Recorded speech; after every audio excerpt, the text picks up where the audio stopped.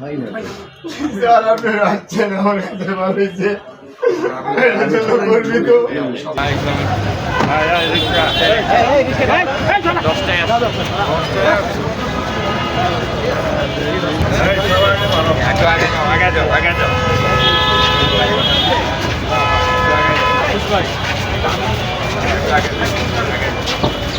যে কার্যক্রমটা এই যে অধিদপ্তর এটা আমি করতেছি।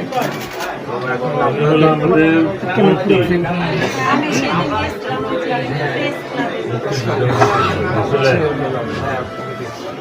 তো আমরা যেহেতু আপনারা অর্থ কষ্টে আছেন, আমাদের যেটা সরকারের এখন পলিসি হচ্ছে যে আপনাদেরকে কর্মসংস্থানের ব্যবস্থা করে দেওয়া এবং যারা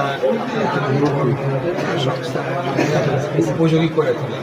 অর্থাৎ আপনি যে জিনিসটা যে কাজটা ভালো করতে চান বা করতে পারেন বা ইচ্ছুক সেই বিষয়ে আপনাদেরকে প্রশিক্ষণ দিয়ে আপনাদেরকে ভালো এক জায়গায় চাকরির ব্যবস্থা করা হবে যাতে আপনারা সংসারটা ভালো করে চালাইতে পারেন।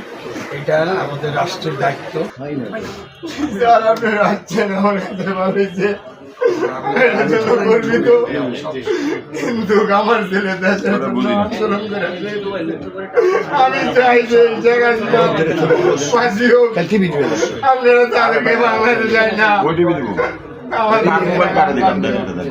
তার আম্মা পুরাই অসুস্থ, কান্দে কান্দে পুরাই ক্লান্ত।